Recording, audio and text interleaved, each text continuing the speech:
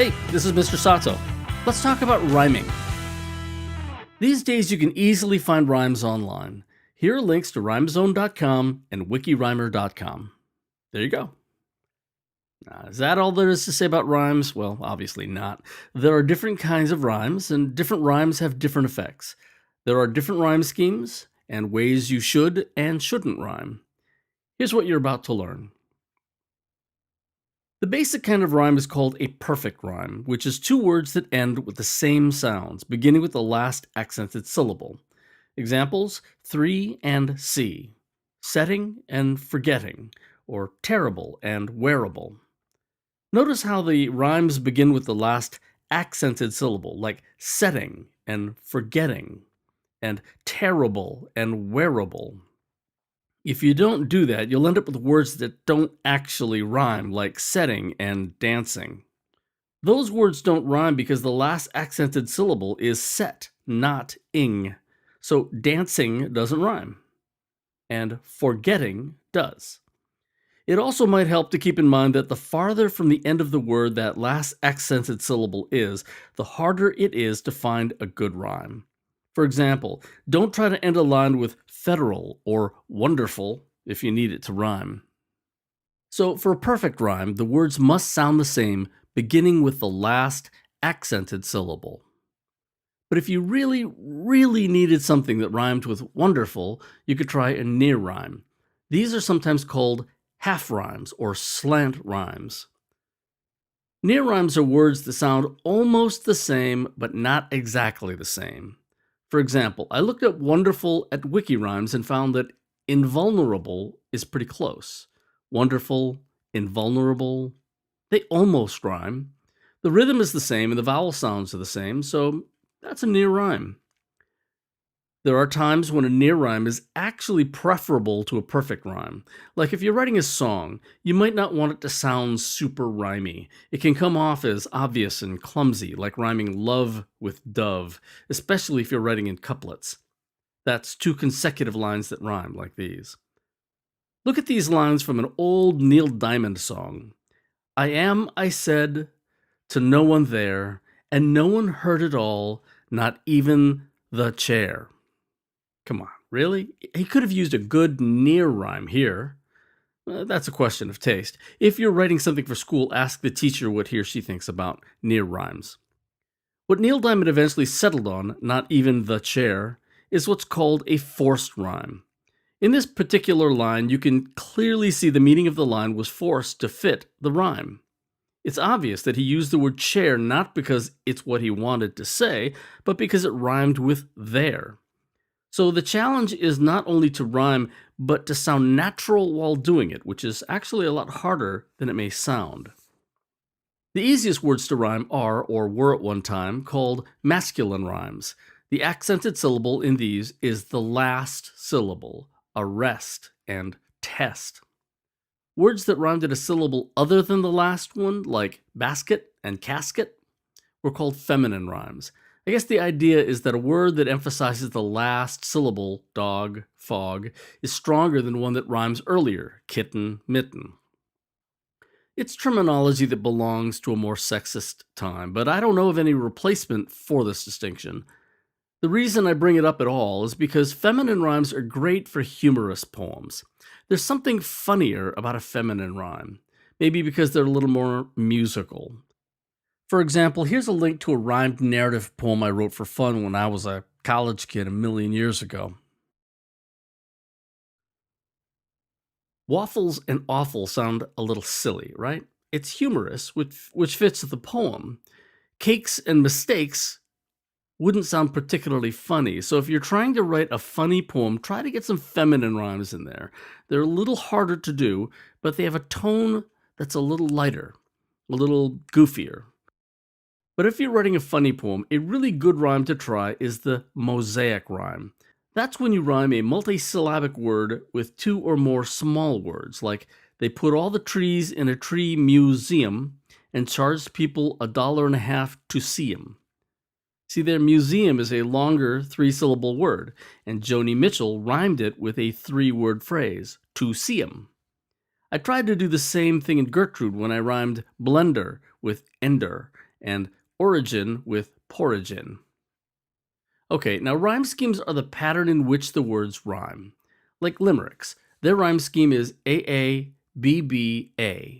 Here's an old one I like. You fans of Albert Einstein will like this too. There was a young lady named Bright who traveled much faster than light. She set out one day in a relative way and returned the previous night.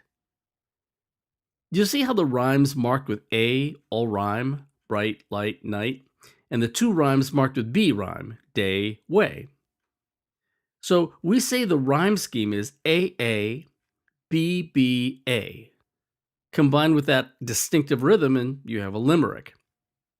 The most common rhyme scheme is the use of couplets. As I said a minute ago, that's two consecutive lines, meaning one line right after another, that rhyme. Like in these lines from Romeo and Juliet. Did my heart love till now, forswear its sight, for I ne'er saw true beauty till this night. Two lines right next to each other that rhyme, sight, night, so it's a couplet, and beautifully done. But be aware that nursery rhymes generally rhyme in couplets too. Jack and Jill went up the hill, or Hickory Dickory Dock, the mouse ran up the clock. So your poem could sound kind of young if your lines are too simple or too short in terms of rhythm. Shakespeare's couplet is 5 beats long, to use a term from music. Did my heart love till now, forswear its sight? 5 beats. Jack and Jill uses only 2. Jack and Jill went up the hill. Some of the worst poetry written in my classes is written in 2-beat couplets. I had a cat on a mat, he ate a rat. You know what I'm talking about. So put in the effort. Take the risk. Try to write something really good. If it fails, it's still better than I had a cat on a mat. And the vast majority of English teachers will grade more generously if they can see some effort. Some rhyming poetry avoids the sing-song rhyminess by putting the rhymes farther away from each other, like ABAB. If you want a challenge, try writing a sonnet. Here's a link to my video on sonnets. The most well-known type rhymes ABAB, CD, CD, EF, EF, G, G. Or just make up your own rhyme scheme. It can be whatever you want as long as it sounds good and is consistent from stanza to stanza. Stanzas are sort of like paragraphs for poetry. But even there are exceptions. The last lines of the sonnet rhyme differently than the rest of the poem, so it's hard to say there are any hard and fast rules in poetry. Edgar Allan Poe made up this very complicated rhyme scheme for his famous poem, The Raven, and every stanza follows this rhyme scheme exactly. Once upon a midnight dreary, while I pondered weak and weary, over many a quaint and curious volume of forgotten lore, while I nodded, nearly napping, suddenly there came a tapping, as of someone gently rapping at my chamber door. "'Tis some visitor," I muttered, tapping at my chamber door. "Only this, and nothing more." Crazy complicated, right? Here's a diagram of the rhyme scheme. When Poe rhymes 2 words in the same line, like here and here, that's called an internal rhyme. See how dreary comes in the middle of the line and rhymes with weary at the end of the same line? That's an internal rhyme. But they don't have to be as old-fashioned or as formal as this. Rap music uses a lot of internal rhymes, as well as near rhymes, like these old-school lines from Eric B. and Rakim. My unusual style will confuse you a while. If I were water, I'd flown the Nile. And you're gonna love this. The next 2 lines you have to say it in a New York accent, or it doesn't rhyme. So many rhymes you won't have time to go for yours. Just because of applause I have to pause. Right after tonight is when I prepare to catch another sucker duck MC out there. My strategy has to be tragedy, catastrophe, and after this you'll call me your majesty. There are many examples of internal rhyme here. I put them in boldface type. But my favorite has to be those last 2 lines. My strategy has to be tragedy, catastrophe, and after this you'll call me your majesty. Hear that? Strategy has to be, that's a mosaic rhyme, tragedy, catastrophe, majesty. I think the percussive sound of that string of rhymes is impressive. The rhythm is pretty amazing too. 1 2 3 1 2 3 1 2 3 and 1 2 3 1 2 3 1 2 1 2 3. But rhythm is a topic for another time. The last thing is a rhyme that really isn't a rhyme. I'm talking about I rhymes. An I rhyme is two words that look like they rhyme because of their spelling, but when said out loud, don't actually sound the same, like love and move, or through and cough. When it comes to rhyming, what matters isn't your eyes, it's your ears that count. If at this point you want an assignment, you can try this. Write a rhymed narrative poem that is at least 24 lines. That could be 6 4-line stanzas. Once you get going, you'll find that isn't very long. You're welcome to make it longer. It's a narrative poem, so it must tell a story, not just express your thoughts or feelings. Remember that a story has a clear beginning, middle, and end, like my poem about Gertrude. It should have regular rhythm and a consistent rhyme scheme. Your rhythm and rhyme can be whatever you like, but they should be consistent throughout the poem.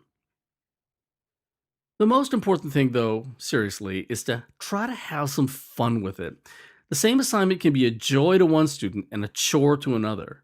The trick is to approach it with a sense of fun and creativity. Write the poem that you would enjoy reading. That means it could be about a video game character, your dog's daily adventures. It could be goofy or grim. It could even be a little teeny tiny bit beyond what is usually considered appropriate for school, but check with your teacher about that. The main thing is that you have some fun writing it. It might be hard work, but hard work can be fun if you're doing something that you like. And if it's fun to write, it'll be fun to read.